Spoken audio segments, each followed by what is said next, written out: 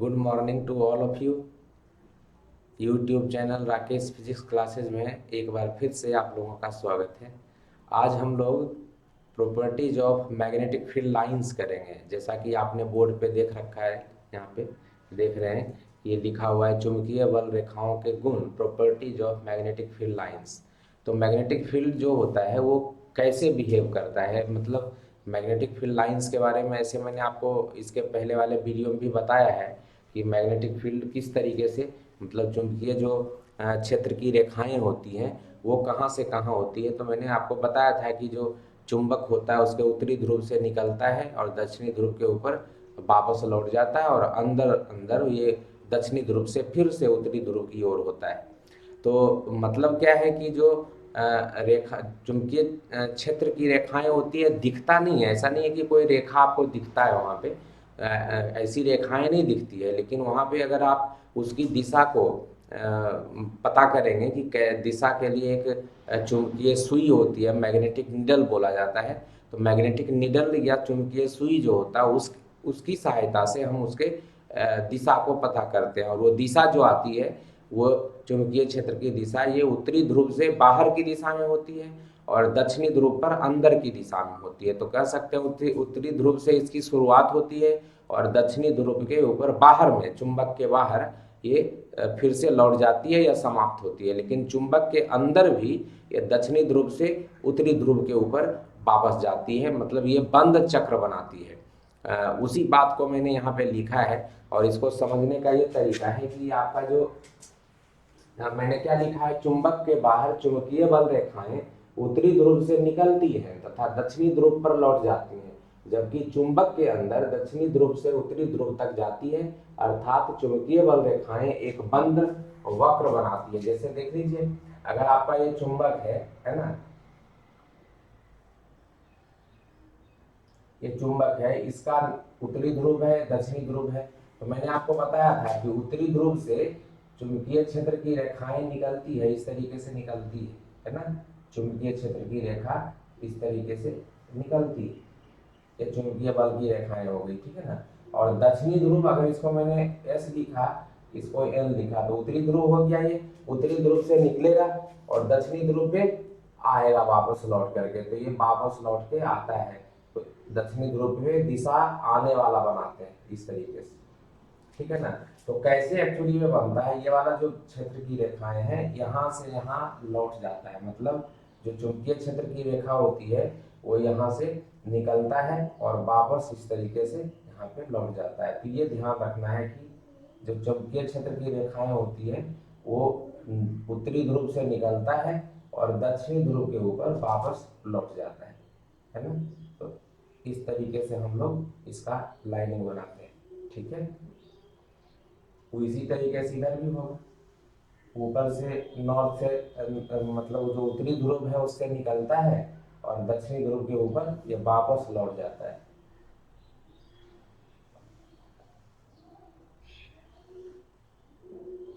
ठीक है ना। तो ये उत्तरी ध्रुव से निकल करके दक्षिणी ध्रुव पे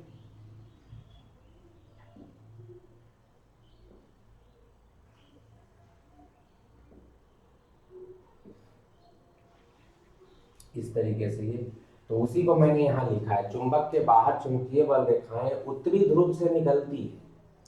चुंबक के बाहर ये देख रहे हैं आप, उत्तरी ध्रुव से निकलती है तथा दक्षिणी ध्रुव पर लौट जाती है, जबकि चुंबक के अंदर दक्षिणी ध्रुव से उत्तरी ध्रुव की, है ना, ओर तक जाती है। मतलब अंदर में फिर से ये चुंबकीय क्षेत्र की रेखा यहाँ से अंदर जाती है और वापस यहाँ तक लौट जाती है। तो ऐसे उत्तरी, ये जो दक्षिणी ध्रुव है ये दक्षिणी ध्रुव से उत्तरी ध्रुव तक लौट जाती है। तो ये ध्यान रखना है कि दक्षिणी ध्रुव से उत्तरी ध्रुव तक ये लौट जाती है।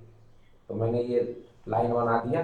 तो ये इसका मतलब क्या हुआ कि उत्तरी ध्रुव से चली, ये उत्तरी ध्रुव है, ये दक्षिणी ध्रुव है, यहाँ से चल करके ये जो चुंबकीय क्षेत्र की रेखाएं यहाँ है पहुंचती है और यहाँ से फिर से उत्तरी ध्रुव पे आ जाती है। इसका मतलब क्या है, एक बंद वक्र बनाती है ना, ये बंद हो गया और इसलिए ये बंद वक्र बनाती है ऐसा चुंबकीय बल की रेखाएं। लेकिन ये बल जो है ये कोई ऐसा लाइन नहीं है कि आपको ये लाइन चुंबक के पास, अगर आपने चुंबक कभी देखा है तो चुंबक के पास ऐसा कोई लाइन बना हुआ नहीं रहता, इसलिए ऐसा मतलब लाइन आपको दिखता नहीं है, ये काल्पनिक रेखाएं होती है। लेकिन हाँ, यहाँ पे अगर चुंबकीय सुई ऐसा होता है, ग्लास का छोटा सा बॉक्स होता है, उसके अंदर चुंबकीय सुई या तो इस तरीके से होता है ना, बना हुआ।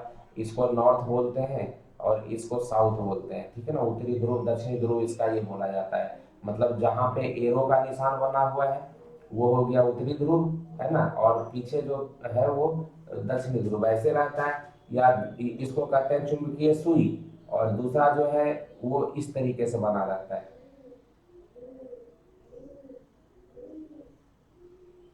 इस तरीके से बना रहता है। इसमें ये वाला जो है वो रंगा रहता है लाल कलर से, इसका ये रंगा रहता है। अगर ये लाल कलर से रंगा हुआ है तो ये नॉर्थ होता है, ये साउथ होता है। तो ये ध्यान रखना है कि इसमें जो है ये वाला सुई होता है तो ये घूमता है, इसका अपना कोई चुंबकीय क्षेत्र नहीं होता। लेकिन जब आप यहाँ पे रखेंगे तो ये बताएगा। जैसे मान लीजिए कि आपने एक चुंबक ले लिया, है ना, एक चुंबक ले लिया, नॉर्थ और साउथ ले लिया। अब यहाँ पे इस निडल को रखेंगे, ये वाला को, तो क्या करेगा, नॉर्थ जो है इसके नॉर्थ को विकर्षित करेगा, तो विकर्षित करने की वजह से और साउथ को आकर्षित करेगा, तो ये वाला नीडल एकदम इस तरीके से यहाँ पे आ जाता है। साउथ को आकर्षित करता है तो ऐसे आ जाता है। अब यहाँ से मिलाइएगा, इसका मतलब तो कैसे चुंबकीय क्षेत्र की रेखा ऐसे जा रही है जो कि हमने यहाँ बनाया था, इस तरीके से बनाया जाता है। यहाँ पे अगर लाइएगा तो साउथ जो है नॉर्थ को अट्रैक्ट कर लेगा तो उल्टा हो जाएगा।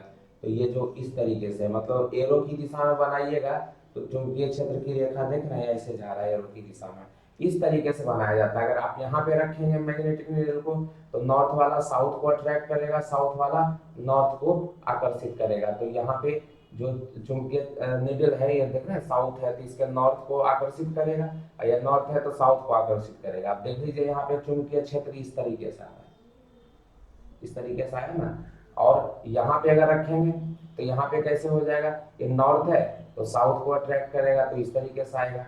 और यहाँ पे निडल जो है आपका कुछ ऐसे रहेगा। तो यहाँ से देख रहे हैं ये जो है इस तरीके से बन रहा है, मतलब ये जो है ऐसे जाएगा, है ना, जो हमने बनाया है ये वाला, है ना। और यहाँ पे अगर ला के रखिएगा तो साउथ है तो नॉर्थ इस तरीके से आ जाएगा, इसका मतलब ये वाला ऐसे करके आएगा। मतलब जो हमने बनाया है वो चुंबकीय सुई जो है उसके हेल्प से आप निकाल सकते हैं कि चुंबकीय क्षेत्र की रेखाएं किधर होगी, लेकिन आपको उसकी जरूरत नहीं है।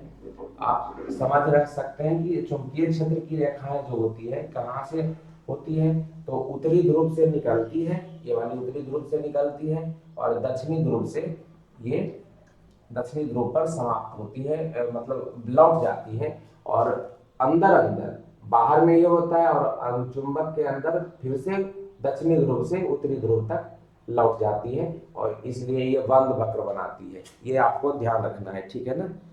अब यहाँ पे हमने जो ये रेखाएं बनाई देख रहे हैं, एक दूसरे को कहीं कट नहीं करता, एक दूसरे को कभी काटता नहीं है, ठीक है ना। तो ये जो बल रेखाएं हैं कभी भी आपस में नहीं मिलती है और एक दूसरे को न नहीं काटती है। तो ये ध्यान रखना है, एक पूछा भी जाता है कि दो चुंबकीय बल रेखाएं आपस में एक दूसरे को नहीं काटती है या नहीं मिलती है, क्यों। तो ध्यान रखना। दूसरा जो इसका जो गुण है, चुंबकीय बल रेखाएं, चुंबकीय बल रेखाएं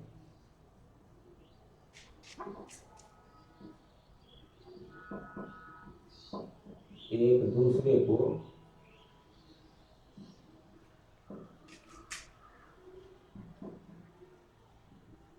कभी नहीं काटती, कभी नहीं काटती है, क्योंकि उनके कटान बिंदु, अगर वो काटता है तो पॉइंट ऑफ इंटरसेक्शन जो होता है, कटान बिंदु मतलब पॉइंट ऑफ इंटरसेक्शन, ठीक है ना। कटान बिंदु पर चुंबकीय क्षेत्र की दो दिशाएं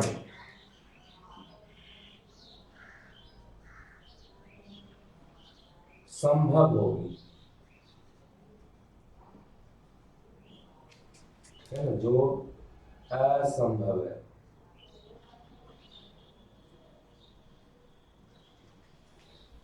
ठीक है, ये क्या इसका मतलब है कि चुंबकीय क्षेत्र की रेखाएं, मान लीजिए एक रेखा ऐसे है और दूसरी रेखा ऐसे इसको कट कर दी। मैंने कहा दोनों एक दूसरे को कट नहीं करती है, दोनों एक दूसरे को कभी भी इंटरसेक्ट नहीं करती है। क्यों? क्योंकि जो कटान बिंदु है, पॉइंट ऑफ इंटरसेक्शन है, उस बिंदु पर चुंबकीय क्षेत्र की दो दिशाएं संभव हो जाएगी। कैसे? तो चुंबकीय क्षेत्र की जो दिशा होती है वो जो भी वक्र होता है ना, जो भी दिशा में, मान लीजिए कि ये लाइन इस दिशा में ऐसे जा रही है ना, ऐसे जा रही है, तो जो चुंबकीय क्षेत्र की दिशा होती है किसी भी बिंदु पर, अगर वक्र है, यहाँ पे वक्र है, तो किसी भी बिंदु पे अगर निकालेंगे तो वो स्पर्श रेखा, टेंजेंट जो बोला जाता है, उस बिंदु पर जिस दिशा में चुंबकीय क्षेत्र है उस दिशा में टेंजेंट जो होता है ना, स्पर्श रेखा अगर खींचते हैं तो वो उसकी दिशा को बताता है उस बिंदु पर, किसी भी बिंदु पर। जैसे मान लीजिए मुझे पता करना है कि यहाँ पे चुंबकीय क्षेत्र की दिशा क्या है, तो हम यहाँ पे एक स्पर्श रेखा खींच देंगे, ठीक है ना, तो ये चुंबकीय क्षेत्र बी की दिशा इस बिंदु पर हो जाएगी P1 पे, है ना। अगर मुझे पता करना है कि भाई चुंबकीय क्षेत्र की दिशा यहाँ पे किधर है, तो इधर कर्व ऐसे आ रहा है, तो यहाँ पे हम क्या करेंगे, चुंबकीय क्षेत्र की दिशा को पता करने के लिए यहाँ पे टेंजेंट खींच देंगे, तो ये टेंजेंट जो होगा वो चुंबकीय क्षेत्र की दिशा इस P2 बिंदु पे देगा। ठीक है ना। उसी तरीके से कहीं पे भी जानना है आपको, यहाँ पे जानना है ना, तो यहाँ पे चुंबकीय क्षेत्र की दिशा यहाँ से निकल के आ रहा है इस तरीके से, तो यहाँ पे चुंबकीय क्षेत्र की दिशा ऐसे हो जाएगी। तो यहाँ पे P3 अगर देंगे तो यहाँ पे चुंबकीय क्षेत्र की दिशा इधर है। मतलब क्या है कि चुंबकीय क्षेत्र की दिशा जहां पे भी निकालना चाह रहे हैं तो जिधर से जिधर क्षेत्र जा रहा है उस पे स्पर्श रेखा की दिशा में होती है। अब इस बिंदु पे अगर ये दोनों कटान बिंदु है ना, ये P जो है कटान बिंदु है, तो इस वक्र पे अगर आप स्पर्श रेखा देंगे तो इधर आएगा, इस पे देंगे स्पर्श रेखा तो इधर आएगा। मतलब चुंबकीय क्षेत्र जो है एक इधर हो गया और एक इधर हो गया। अगर इसको मैं B1 बोल दूं, इसको B2 बोल दूं, तो आपको एक ही बिंदु पर दो दिशा आ रहा है चुंबकीय क्षेत्र का, जो कि संभव नहीं है। तो मैंने यही लिखा है क्योंकि उनके कटान बिंदु पर चुंबकीय क्षेत्र की दो दिशाएं संभव होगी, वो संभव नहीं है कि एक ही बिंदु पर जो एक क्षेत्र है इधर भी हो इधर भी हो। ठीक है ना, इसलिए ये संभव नहीं है। ठीक है ना, ये ध्यान रखना है कि चुंबकीय क्षेत्र की रेखाएं कभी भी, एक याद आता है कि चुंबकीय क्षेत्र की रेखाएं एक दूसरे को नहीं काटती हैं, क्यों? ठीक है ना, इसका कारण बताइए। तो ये 2 नंबर का क्वेश्चन आपको आता है। ठीक है, अब ये ध्यान रखना है कि चुंबकीय क्षेत्र, ये जो बल रेखाएं हैं जहां जहां पास होती है, देख रहे हैं यहाँ पे पास है ना, मतलब चुंबकीय क्षेत्र रेखाओं का घनत्व तो यहाँ पे ज्यादा है, यहाँ पे घनत्व तो ज्यादा है। तो जहां पे चुंबकीय क्षेत्र की रेखाएं एक दूसरे से एकदम काफी निकट स्थित होती है, वहां पे चुंबकीय बल या चुंबकीय क्षेत्र बहुत ही प्रबल होता है, स्ट्रॉन्ग होता है। ठीक है ना, तो वहां पे चुंबकीय क्षेत्र की तीव्रता बहुत अधिक होती है। और जहां पे उन दोनों के बीच की रेखाएं, मतलब दो दो बल रेखाएं एक दूसरे से दूर स्थित होती हैं, वहां पे चुंबकीय क्षेत्र की तीव्रता कम होती है। ठीक है ना, तो कह सकते हैं आप तीसरा तीसरा जो हम लोग लिख सकते हैं कि जिन क्षेत्रों में या जहां पर जिन क्षेत्रों में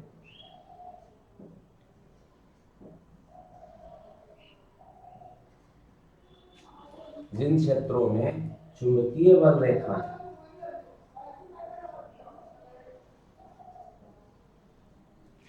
जिन क्षेत्रों में चुंबकीय बल रेखाएं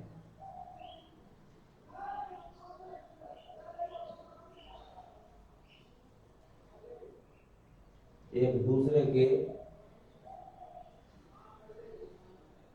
निकट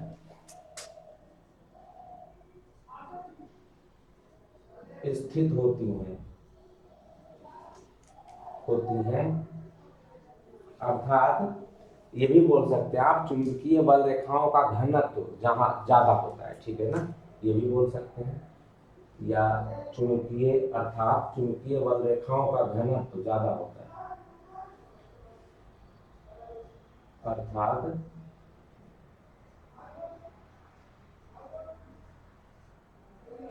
चुंबकीय बल चुंबकीय बल रेखाओं का घनत्व अधिक होता है। मतलब कहने का ये मतलब है कि छोटे से रीजन में आपका बहुत सारा रेखा होगा। चुंबकीय बल रेखाओं का घनत्व का मतलब ये हो गया कि जब एक एक जगह पे देख रहे हैं कितना सारा लाइन है ना, ये वाला लाइन देख रहे हैं कितना सारा है, तो चुंबकीय यहाँ पे चुंबकीय क्षेत्र बहुत सारा है ना, थोड़े से रीजन में थोड़े से क्षेत्र में जो है बहुत सारा चुंबकीय रेखा है। तो ऐसी मतलब अगर छोटे से जगह में बहुत सारा होगा तो घनत्व तो ज्यादा हो जाएगा, है ना। तो घनत्व तो इसका मतलब यहाँ चुंबकीय क्षेत्र रेखाओं का घनत्व तो ज्यादा है। उसी तरीके से दक्षिणी ध्रुव पे देख लीजिए कि कितना चुंबकीय क्षेत्र रेखाओं का घनत्व है। तो इसका मतलब है यहाँ पे उत्तरी ध्रुव और दक्षिणी ध्रुव पर जो चुंबकीय क्षेत्र होता है उसकी तीव्रता बहुत अधिक होती है। तो वही मैं लिख रहा था कि चुंबकीय बल रेखाओं का घनत्व अधिक होता है वहां या उन क्षेत्रों में, उन क्षेत्रों में चुंबकीय, ठीक है ना, उन क्षेत्रों में चुंबकीय क्षेत्र की तीव्रता,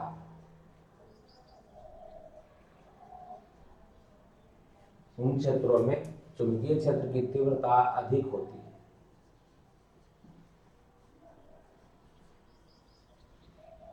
चुंबकीय क्षेत्र की तीव्रता अधिक होती है, ठीक है ना।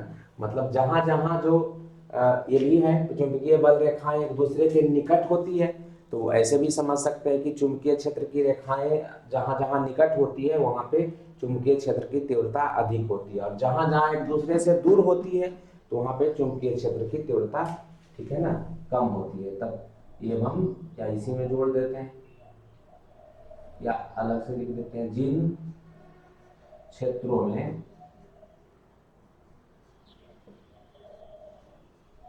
चुंबकीय बल रेखाएं एक दूसरे से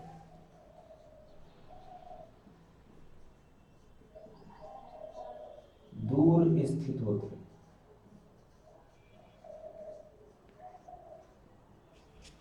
वहां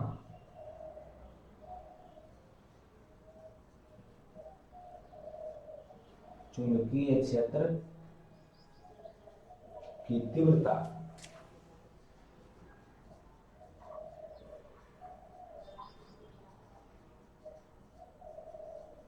कम होती है, वहां पे चुंबकीय क्षेत्र की तीव्रता कम हो जाती है। ये थोड़ा सा आपको ध्यान रखना है, ठीक है ना।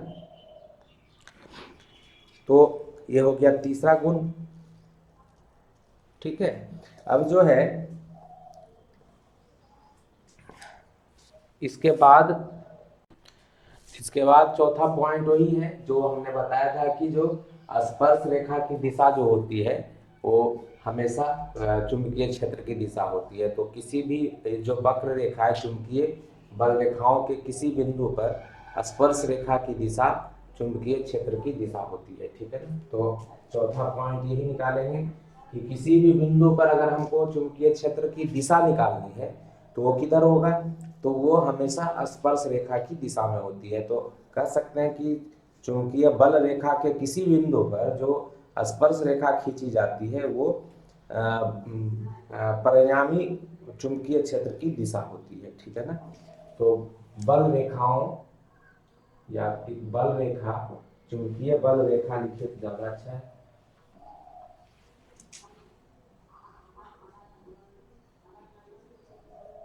चुंबकीय बल रेखा के किसी बिंदु पर खींची गई स्पर्श रेखा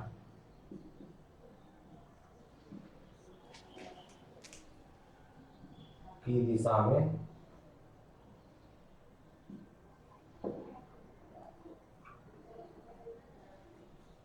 चुंबकीय क्षेत्र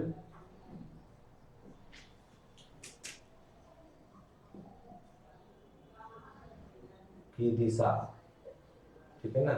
चुंबकीय बल रेखा के किसी बिंदु पर खींची गई स्पर्श रेखा की दिशा में चुंबकीय क्षेत्र की दिशा, है ना, दिशा में उस बिंदु पर लिख लीजिए, उस बिंदु पर, उस बिंदु पर चुंबकीय क्षेत्र की दिशा होती है। जैसे मैंने बताया कि हमें अगर मान लीजिए P1 के ऊपर चुंबकीय क्षेत्र की दिशा प्राप्त करनी है, इस P1 के ऊपर, तो हमने क्या किया, P1 के ऊपर एक स्पर्श रेखा खींच दी, वो दिशा चुंबकीय क्षेत्र की दिशा इस बिंदु पर है, क्योंकि इस बिंदु पर अगर P2 पे हमने खींचा तो ये इधर आ रहा है, P3 पे खींचा तो इधर जा रहा है, मतलब क्या है, चुंबकीय क्षेत्र की दिशा अलग अलग दिशा में, अलग अलग बिंदु पे खींचेंगे तो अलग अलग दिशा हो जाएगी, ठीक है ना। उसी तरीके से अगर मान आपने इस बिंदु पे खींचा तो यहाँ पे इस तरीके से आ जाएगा P4 जो आपने खींचा, आपने अगर इस बिंदु पे खींचा तो यहाँ पे इस तरीके से आएगा P5, है ना। मतलब क्या है, चुंबकीय क्षेत्र की दिशा अलग अलग होती है अलग अलग बिंदु पे, इसलिए आप कैसे निकालते हैं, तो जो बल रेखा ये जो हमने बनाया, हालांकि ये भी काल्पनिक रेखा है, लेकिन आप किसी भी बिंदु पर वहाँ पे अगर आपको पता करना है तो चुंबकीय क्षेत्र की रेखा एकदम, वो अगर रेखा आपने बनाया है तो उसको टेंजेंशियल, उसके स्पर्श रेखा की दिशा में होता है, जिसको हम वही चुंबकीय सुई जो मैंने बताया था, चुंबकीय सुई की दिशा से यहाँ पे जैसे ही चुंबकीय सुई रखेंगे तो जिस दिशा में वो स्थिर होगा, है ना, उसका दक्षिणी से लेकर के उत्तरी ध्रुव की जो दिशा होगी वही दिशा चुंबकीय रेखा की दिशा होगी। तो ये चुंबकीय बल रेखाओं के गुण हैं, ये हमने किया। इसके बाद हम लोग जो चुंबकीय पदार्थ होते हैं, है ना, उसके बारे में हम लोग थोड़ा सा पढ़ेंगे और उसके बीच क्या क्या डिफरेंस है उसके बारे में हम लोग करेंगे, जिसमें खास करके आपको 3 तरह का चुंबकीय पदार्थ के बारे में बताया जाता है। एक लौह चुंबकीय है, एक आपका अनुचुंबकीय है और एक जो है प्रतिचुंबकीय है। तो इसका चुंबकीय पदार्थों का जो वर्गीकरण है उसके अंदर क्या क्या भिन्नता होती है, उसके गुणों की तुलना हम लोग करेंगे, ठीक है। इसके बाद तो उसको हम लोग करते हैं। तो चुंबकीय पदार्थों का जो वर्गीकरण है ना, इसके बाद हम लोग करेंगे चुंबकीय पदार्थों का वर्गीकरण। तो चुंबकीय पदार्थों का जो वर्गीकरण होता है वो 3 वर्गीकरण है। एक को प्रतिचुंबकीय पदार्थ बोलते हैं, जिसको डायमैग्नेटिक सब्सटेंस बोला जाता है। दूसरा अनुचुंबकीय पदार्थ है, पैरामैग्नेटिक सब्सटेंस बोलते हैं। और तीसरा लौह चुंबकीय पदार्थ है, जिसको फेरोमैग्नेटिक सब्सटेंस बोलते हैं। तीनों का जो वर्गीकरण है, तीनों का जो गुण है, हम लोग एक साथ इसकी तुलना करेंगे। तो तुलना में हम इसका जो तुलनात्मक अध्ययन है वही आता है ज़्यादातर, तो उसको तुलनात्मक अध्ययन अभी करेंगे, है ना। केवल इतना थोड़ा सा समझना है कि जो प्रतिचुंबकीय पदार्थ होता है उसको जब किसी चुंबकीय क्षेत्र में रखते हैं तो उस चुंबकीय क्षेत्र, वो जो चुंबकीय क्षेत्र है उसके विपरीत दिशा में ये इसके अंदर चुंबकत्व आता है। मतलब जो चुंबकीय पदार्थ है वो किसी चुंबकीय क्षेत्र में जब रखा जाता है तो चुंबकीय पदार्थ के अंदर चुंबकीय क्षेत्र जो बाहर वाला होता है उसकी विपरीत दिशा में, है ना, इसमें चुंबकत्व आ जाता है। मतलब अगर आप चुंबकीय क्षेत्र मान लीजिए कि कोई चुंबक आपने इस तरीके से रख दिया, यहाँ पे हमने नॉर्थ डाल दिया, यहाँ पे जिसको कह जाते हैं घोड़े के जो नाल होता है उस तरह का जो चुंबक होता है वो इस तरीके से बनाया जाता है ना। ये वाला चुंबक है, इसका जो ये वाला नॉर्थ है यहाँ होता है, साउथ यहाँ है, या नॉर्थ इधर साउथ इधर। अब चुंबकीय क्षेत्र यहाँ पे नॉर्थ से निकल के साउथ के ऊपर जाएगा चुंबकीय क्षेत्र। अब यहाँ पे अगर आप कोई डायमैग्नेटिक सब्सटेंस रख देंगे, चुंबकीय प्रति चुंबकीय पदार्थ जिसको बोलते हैं रखेंगे, तो वो चुंबकीय क्षेत्र दिख रहा है नॉर्थ से निकलेगा साउथ के ऊपर जाएगा इधर। तो इसकी विपरीत दिशा में वो उसके अंदर चुंबकीय जो गुण है वो आते हैं। और जो पदार्थ है, अगर यहाँ पे कोई पदार्थ इस तरीके का मान लीजिए मैंने इस तरीके का पदार्थ रखा, तो ये पदार्थ जो है ये चुंबकीय क्षेत्र की दिशा के लंबवत हो जाता है। मतलब इसके अंदर ये जो है ये कहने का मतलब ये इस तरीके से हो जाता है। और इसमें ये जो नॉर्थ है, ये नॉर्थ के सामने वाला नॉर्थ और साउथ के सामने वाला साउथ बन जाता है। और बहुत ही इसके अंदर जो चुंबकीय क्षेत्र जो आया उल्टा जो हो गया, ये विकर्षित कर रहा है, ये भी विकर्षित कर रहा है। मतलब चुंबकीय क्षेत्र के विपरीत दिशा में इसके अंदर चुंबकीय गुण आते हैं, है ना। मतलब ये जो इसका जो चुंबकीय क्षेत्र है पहले से जो यहाँ पे था, वो चुंबकीय क्षेत्र का ये विरोध करना शुरू कर देता है, तो चुंबकीय क्षेत्र कुछ इस तरीके से जाना शुरू हो जाता है। मतलब उत्तर से निकल करके दक्षिणी पे तो जाएगा, लेकिन चुंबकीय क्षेत्र का विरोध हो रहा है, तो इस तरीके से हो जाता है। पैरामैग्नेटिक सब्सटेंस ऐसा नहीं होता। पैरामैग्नेटिक सब्सटेंस में जब आप चुंबकीय क्षेत्र, जैसे हमने अभी ये बनाया नॉर्थ, तो यहाँ पे उत्तर है, ये दक्षिण है। इसमें अगर आप चुंबकीय क्षेत्र नॉर्थ से दक्षिण के तरफ, उत्तर से दक्षिण के तरफ है, और इसमें अगर अनुचुंबकीय पदार्थ को रखते हैं, अनुचुंबकीय पदार्थ मान लीजिए रखा हमने, तो अनुचुंबकीय पदार्थ भी इसी की दिशा में, अनुचुंबकीय पदार्थ ये जो बाहर से जो चुंबकीय क्षेत्र है उसी की दिशा में उसके अंदर चुंबकीय गुण आ जाते हैं। मतलब जो चुंबकीय क्षेत्र है उसी की दिशा में, मतलब ये उत्तरी बन जाता है, दक्षिणी बन जाता है। मतलब क्या है, ये जो है दक्षिणी है, ये उत्तरी बन गया, मतलब आकर्षण हो गया दोनों में। मतलब चुंबकीय क्षेत्र जो है वो इसके अंदर से थोड़ा सा बढ़ जाता है, ठीक है ना। बाहर वाला चुंबकीय क्षेत्र जो है उसको भी ये इस तरीके से बढ़ जाता है। मतलब चुंबकीय क्षेत्र की दिशा में ये जो अनुचुंबकीय पदार्थ है वो चुंबकीय गुण इसके अंदर आ जाते हैं, तो चुंबकीय क्षेत्र की दिशा में आते हैं। तो इसके अंदर उत्तरी ध्रुव जो होता है उसके पास ही दक्षिणी ध्रुव बनता है, और दक्षिणी ध्रुव के पास उत्तरी ध्रुव बनता है, जिससे कि आकर्षण हो जाता है। जबकि यहाँ पे उत्तरी ध्रुव के सामने उत्तरी ध्रुव बनता है, दक्षिणी के सामने दक्षिणी ध्रुव बनता है, और विकर्षण की वजह से ये जो चुंबकीय क्षेत्र है उसके लंबवत हो जाता है यहाँ पे। और तीसरा जो लौह चुंबकीय पदार्थ है उसमें यही होता है, लेकिन इसके अंदर चुंबकीय गुण बहुत ज्यादा आ जाता है, जबकि इसके अंदर चुंबकीय गुण आता तो है लेकिन कम आता है। तो तीन तरह के पदार्थ हैं, तीनों में हम लोग तुलनात्मक अध्ययन करेंगे, तो उसका अंतर पे हम लोग चलेंगे, ठीक है ना। तो ये ध्यान रखिएगा, अभी हम वही करने जा रहे हैं, तीनों का तुलनात्मक अध्ययन 5 नंबर के क्वेश्चन में भी आता है, और वहां से एक नंबर में भी आएगा, तो उसको भी आप लोग साथ साथ उसी में छोटे छोटे पॉइंट्स आपसे पूछे जाएंगे, तो वहां से हम लोग करेंगे, ठीक है ना।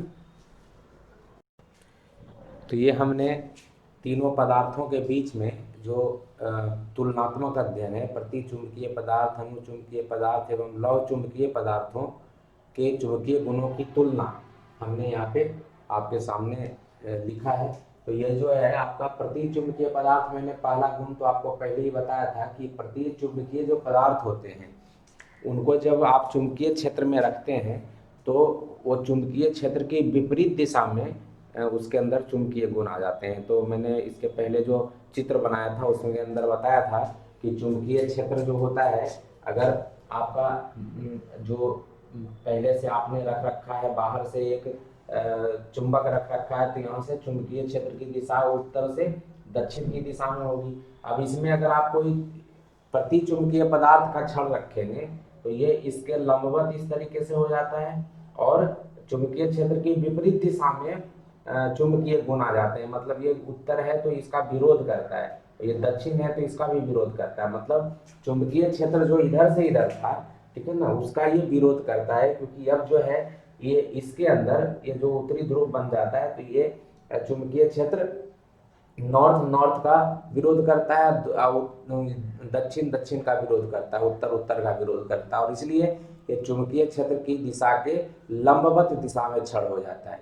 जबकि जो आपका अनुचुंबकीय है वो चुंबकीय क्षेत्र की दिशा में ही हो जाता है, तो उसमें जो क्षण है एकदम उसी दिशा में होता है ना। मतलब दूसरा इसके केस में क्या हो जाता है, तो ये नॉर्थ है, फिर से ये साउथ है, ये चुंबकीय क्षेत्र की दिशा है। अगर आप कोई क्षण रखेंगे तो उसी दिशा में ये स्थित हो जाता है, और ये साउथ, ये नॉर्थ और ये साउथ बन जाता है। मतलब ये आकर्षित हो जाता है, और ये कम आकर्षित होता है लेकिन कम आकर्षित होता है, जबकि ये वाला सबसे ज्यादा आकर्षित हो जाता है। तो लौह चुंबकीय पदार्थ जैसे लोहा वगैरह को आप चुंबक के क्षेत्र में कहीं पे चुंबक है उसके पास आप रख देंगे, उसके पैरेलल रख देंगे, तो कुछ दिन के बाद जो उत्तरी ध्रुव है उसके पास दक्षिणी और दक्षिणी ध्रुव के पास उत्तरी ध्रुव बन जाता है। इसलिए जो हमने शुरू में बताया भी था कि जो लौह चुंबकीय पदार्थ है जिसमें आपका निकेल, पारा और आयरन आता है, कोबाल्ट, आयरन, कोबाल्ट और निकेल आता है, पारा नहीं, आयरन, कोबाल्ट, निकेल जो आता है,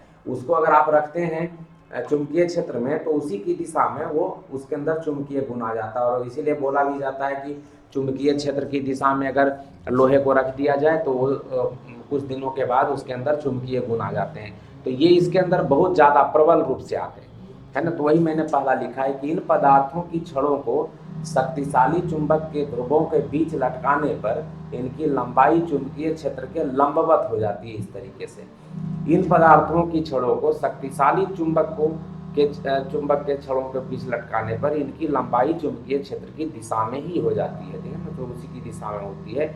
और ये जो है चुंबकीय क्षेत्र, ये पदार्थ भी अनुचुंबकीय क्षेत्र की दिशा में ही चुंबकीय क्षेत्र इसके अंदर आ जाते हैं। ये पदार्थ भी अनुचुंबकीय पदार्थ की तरह चुंबकीय क्षेत्र की दिशा में हो जाते हैं।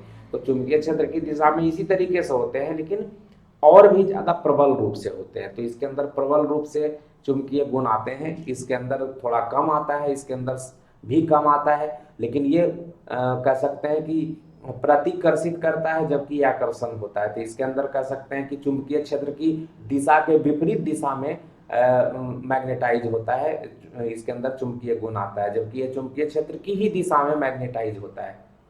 मतलब इसके अंदर आकर्षण गुण हो जाता है, इसके अंदर विकर्षण गुण आता है। इसके अंदर चुंबकीय क्षेत्र की दिशा में प्रबल रूप से आकर्षित होता है, ठीक है ना। तो दूसरा हमने देखिए वही लिखा है, ये असमान चुंबकीय क्षेत्र में प्रबल से छिन्न क्षेत्र की ओर चलते हैं तथा चुंबकीय क्षेत्र से प्रतिकर्षित होते हैं। तो चुंबकीय क्षेत्र से प्रतिकर्षित होता है, ये वाला चुंबकीय क्षेत्र था उससे प्रतिकर्षित होता है, मतलब इसमें विकर्षण बल लगता है। तो ये जो है चुंबकीय क्षेत्र अगर ये प्रबल है तो प्रबल देख रहे हैं, ये उल्टा हो गया। कहने का मतलब ये असमान चुंबकीय क्षेत्र में प्रबल से छिन्न की ओर चलते हैं। तो ये प्रबल से छिन्न की ओर, यहाँ पे अगर आपका छिन्न दोनों चुंबकीय जो ध्रुव होता है उसके बीच का जो ये वाला दिशा होता है वो छिन्न होता है। इसके अंदर जो चुंबकीय क्षेत्र होता है बहुत कमजोर होता है। तो ये प्रबल से छिन्न के दिशा में देखिए ये हो गया, जबकि ये जो होता है छिन्न से प्रबल की दिशा में, मतलब वो उसी दिशा में मैग्नेटाइज होता है, आकर्षित होते हैं। ये चुंबकीय क्षेत्र में तीव्र आकर्षण बल का अनुभव करते हैं तथा तीव्रतम क्षेत्र में पहुंच जाते हैं, मतलब इसी दिशा में मैग्नेटाइज होता है, लेकिन प्रबल रूप से इसके अंदर चुंबकीय गुण आते हैं। इनकी चुंबकीय प्रवृत्ति जो होती है वो अभी बताया मैंने कि इसका मतलब क्या है, चुंबकीय क्षेत्र के विपरीत दिशा में मैग्नेटाइज हो जाता है, चुंबकीय गुण आ जाते हैं, और वो भी बहुत नहीं, हल्का। तो इसका मतलब है इसके अंदर चुंबकीय प्रवृत्ति कम होती है और ऋणात्मक प्रवृत्ति होती है। चुंबकीय क्षेत्र के अंदर ये ऋणात्मक रूप से व्यवहार करता है। ऋणात्मक का मतलब वही है कि चुंबकीय क्षेत्र की विपरीत दिशा में इसके अंदर चुंबकीय गुण आते हैं। यहाँ पे चुंबकीय क्षेत्र की दिशा में आते हैं इसलिए, लेकिन बहुत ज़्यादा नहीं आता, कम ही आता है, इसलिए इसके अंदर भी चुंबकीय प्रवृत्ति कम होती है, लेकिन चूंकि दिशा में होता है इसलिए धनात्मक होता है। लेकिन लौह वाला जो होता है उसके अंदर चुंबकीय गुण बहुत मतलब बहुत प्रबल रूप से आते हैं और उसी दिशा में आते हैं, इसलिए इसके अंदर बहुत अधिक होता है। लौह चुंबकीय के अंदर चुंबकीय प्रवृत्ति बहुत अधिक होती है और मान भी चूंकि चुंबकीय क्षेत्र में होता है इसलिए धनात्मक होता है। तो इनकी चुंबकीय प्रवृत्ति का मान बहुत अधिक होता है एवं धनात्मक होता है। इनकी चुंबकीय प्रवृत्ति का मान बहुत कम तो नहीं, लेकिन कम होता है एवं धनात्मक होता है। इसका भी धनात्मक होता है क्योंकि चुंबकीय क्षेत्र की दिशा में ही ये चुंबकीय गुण इसके अंदर आते हैं, जबकि ये इसके अंदर चुंबकीय क्षेत्र की दिशा के विपरीत दिशा में चुंबकीय गुण आते हैं, इसलिए इसको बोलते हैं कि ये जो मैग्नेटाइज हुआ है वो नेगेटिव रूप से हुआ है, ऋणात्मक है। इसलिए इसका मान जो होता है चुंबकीय प्रवृत्ति का मान कम भी होता है और ऋणात्मक भी होता है, क्योंकि ये बहुत ज़्यादा जो विपरीत दिशा में भी जो इसके अंदर चुंबकीय गुण आते हैं वो बहुत ज़्यादा नहीं होते, कम होते हैं। और चुंबकशीलता जो होती है इसकी, है ना, जो वो उसकी वैल्यू जो अनुचुंबकीय पदार्थ, प्रतिचुंबकीय पदार्थ और लौह चुंबकीय पदार्थ है, तो हमने बताया कि ये बहुत ज़्यादा, कहने का मतलब इसके अंदर चुंबकीय गुण जो है बहुत ज़्यादा आ जाते हैं। तो ये म्यू आर की वैल्यू 1 से ग्रेटर होती है, इसकी वैल्यू 1 से ग्रेटर होती है, लेकिन इसकी वैल्यू 1 से बहुत ज़्यादा होती है, जबकि इसकी वैल्यू 1 से कम होती है, ठीक है ना। फिर क्या है, लास्ट में जो है चुंबकीय प्रवृत्ति जो होती है, खास करके प्रतिचुंबकीय जो पदार्थ होते हैं उसमें अगर आप तापमान बढ़ाएंगे तो उसके जो चुंबकीय गुण है ना, या कह सकते हैं जो चुंबकीय प्रवृत्ति जो वो प्रदर्शित करता है वो ताप पे निर्भर नहीं करता। आप ताप बढ़ाएंगे भी तो उसके गुण में कोई खास अंतर नहीं दिखता है। मतलब उस पर निर्भर नहीं करता। जबकि इसका चुंबकीय प्रवृत्ति जो अनुचुंबकीय पदार्थ है, इसकी चुंबकीय प्रवृत्ति ताप पर निर्भर करती है, और एब्सोल्यूट टेम्परेचर जो परम ताप जिसको आप बोलते हैं उसका व्युत्क्रमानुपाती होता है। तो एब्सोल्यूट टेम्परेचर का व्युत्क्रमानुपाती होता है। और ये जो है ये पदार्थ जो है अगर ताप आप बढ़ाएंगे तो अगर वो ताप क्यूरी तापमान से ऊपर हो जाएगा तो ये लौह चुंबकीय पदार्थ जो होते हैं अनुचुंबकीय पदार्थ बन जाते हैं। तो मैंने कहा भी था कि बहुत सारे जो चुंबकीय गुण होते हैं ताप पर खत्म हो जाते हैं। तो लौह चुंबकीय पदार्थ के अंदर जो गुण है उसको अगर आप हीट करते हैं तो क्यूरी तापमान के ऊपर वो अनुचुंबकीय पदार्थ में के तरह गुण प्रदर्शित करने लगते हैं। मतलब इनका चुंबकीय गुण कम हो जाता है। लेकिन नीचे जब आते हैं क्यूरी तापमान से नीचे तो चुंबकीय प्रवृत्ति जो ताप बढ़ता है उसके ऊपर वो घटता है। तो ये दोनों बात है कि क्यूरी तापमान के ऊपर तो ये पूरा का पूरा अनुचुंबकीय पदार्थ के तरह ही व्यवहार करने लगता है। मतलब चुंबकीय लव चुंबकीय पदार्थ अनुचुंबकीय पदार्थ बन जाता है। जबकि उसके नीचे ताप बढ़ाएंगे तो उसका जो चुंबकीय क्षेत्र है वो या चुंबकीय गुण है वो घटता है। तो ये भी ध्यान रखना है कि चुंबकीय गुण तापमान बढ़ाने से घटता है। यहाँ पे जो व्युत्क्रमानुपाती है यहाँ भी वही चीज़ है। लेकिन क्यूरी तापमान के ऊपर केवल ये ध्यान रखना है कि लौ चुंबकीय अनुचुंबकीय पदार्थ की तरह व्यवहार करने लगता है, बन जाता है। तो आपसे पूछता है कि कौन सा पदार्थ क्यूरी तापमान के ऊपर अनुचुंबकीय पदार्थ की तरह व्यवहार करता है, या क्यूरी तापमान के ऊपर लौह चुंबकीय पदार्थ किस तरीके से व्यवहार करता है, अनुचुंबकीय प्रतिचुंबकीय, इनमें से कोई नहीं, दोनों के तरह। ठीक है ना। तो ये ध्यान रखिएगा कि लौह चुंबकीय पदार्थ अनुचुंबकीय पदार्थ की तरह व्यवहार करने लगता है। ठीक है ना। इसमें कुछ और गुण है उसके बारे में फिर बात करते हैं। ये कुछ और गुण है ना, जो हमने आपके सामने रखा है। पहला है इन पदार्थों के विलयन को अगर आपने एक तरह का यू ट्यूब है, इस तरीके से मान लीजिए यू ट्यूब आपने बना दिया है ना, और इसमें यहाँ पे क्या कर दिया आपने, फिर से उत्तरी ध्रुव लगा दिया, यहाँ पे दक्षिणी ध्रुव लगा दिया।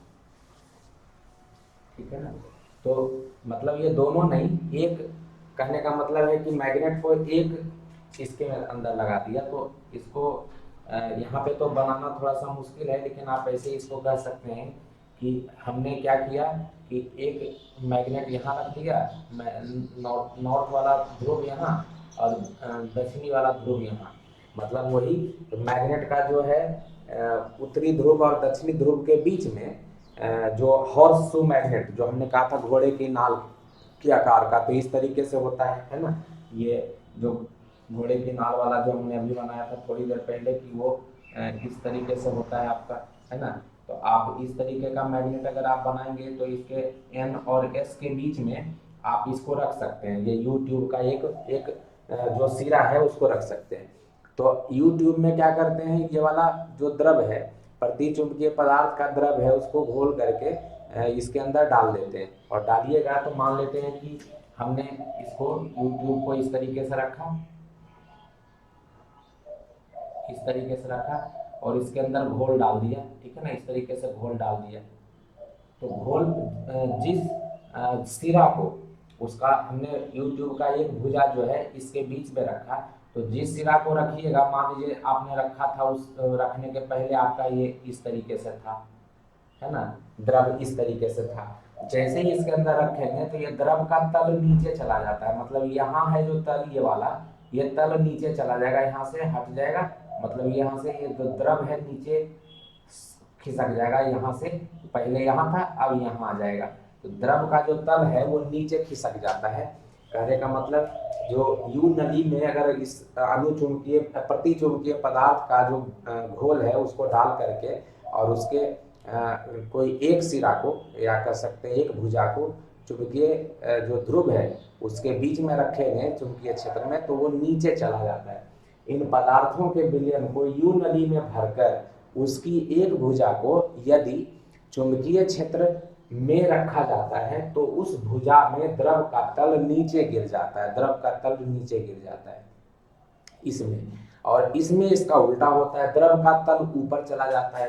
पहले द्रव का तल यहाँ पे था, है ना, अब ये ऊपर चला जाएगा, यहाँ पे चला जाएगा। मतलब द्रव का तल जो है जिस भुजा में आपने जो चुंबकीय क्षेत्र है उसमें जिस भुजा को रखा, उस भुजा में जो द्रव का तल है ऊपर की दिशा में उठ जाता है। तो ये एक तरीके से आपको दोनों चुंबकीय पदार्थ जो है अपना एक गुण प्रदर्शित करता है कि चुंबकीय क्षेत्र के विपरीत दिशा में, हमने पहले भी बोला कि चुंबकीय क्षेत्र के विपरीत दिशा में इसके अंदर चुंबकीय गुण आते हैं और इसी वजह से वो नीचे चला जाता है जो प्रति चुंबकीय पदार्थ है। और अनुचुंबकीय पदार्थ जो होता है वो चुंबकीय क्षेत्र के दिशा में आकर्षित होते हैं लेकिन कम आकर्षित होते हैं, इसलिए वो ऊपर उठते हैं, आकर्षण बल के अनुभव के कारण वो ऊपर उठ जाते हैं। तो प्रति चुंबकीय पदार्थ नीचे चला जाता है और अनुचुंबकीय पदार्थ उस तल से ऊपर उठ जाता है। तो हमने इसमें लिखा है इन पदार्थों के विलयन को यू नली में भरकर उसकी एक भुजा को यदि चुंबकीय क्षेत्र में रखा जाता है तो उस भुजा में द्रव का तल ऊपर हो जाता है, तो ऊपर चला जाता है। और लौह चुंबकीय पदार्थ में उसका घोल ही नहीं बना पाते हैं, तो इसके अंदर डालेंगे कैसे? तो कोई भी लौह चुंबकीय पदार्थ को हम उसके घोल में बना नहीं सकते, तो वो घुलनशील नहीं होता।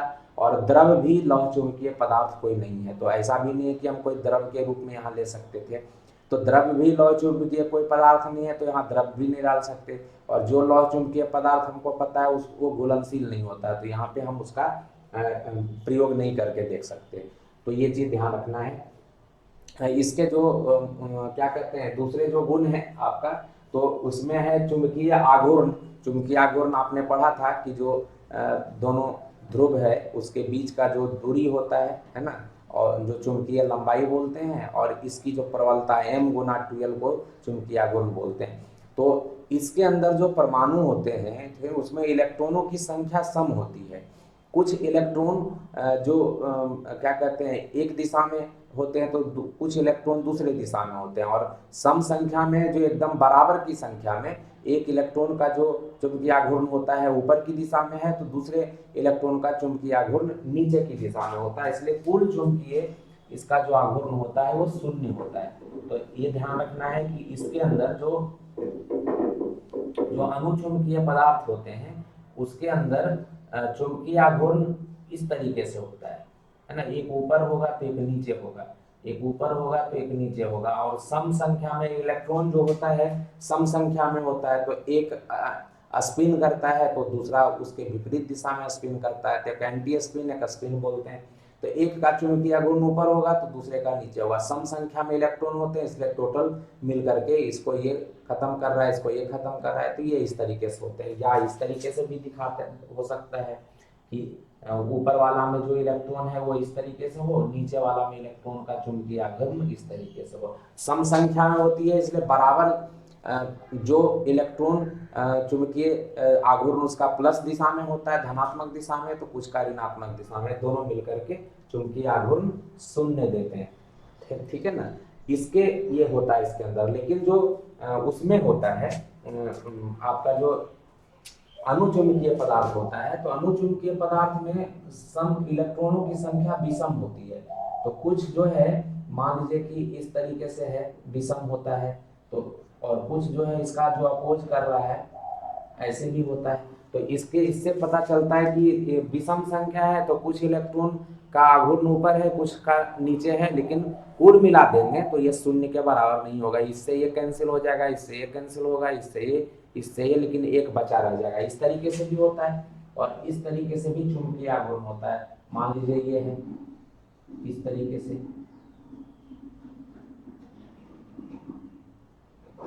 ठीक है ना। तो देखिए विषम संख्या है, विषम है तो इसको ये खत्म कर रहा है, इसको ये खत्म कर रहा है, एक बच जा रहा है ना, यह खत्म कर रहा है। इसका मतलब है चुंबकीय आघूर्ण जो होता है यहाँ पे क्या कहते हैं शून्य नहीं होता।